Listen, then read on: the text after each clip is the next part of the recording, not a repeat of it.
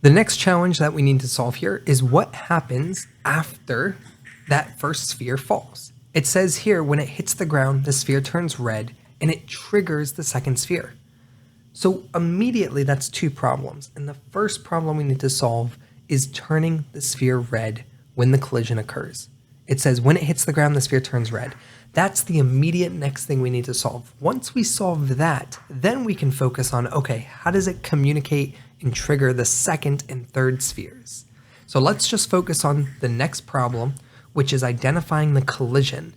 We know that it hits the ground because it has a rigid body attached, which means we're using physics, and we can create a floor script that can detect the collisions, and it can turn the other object red.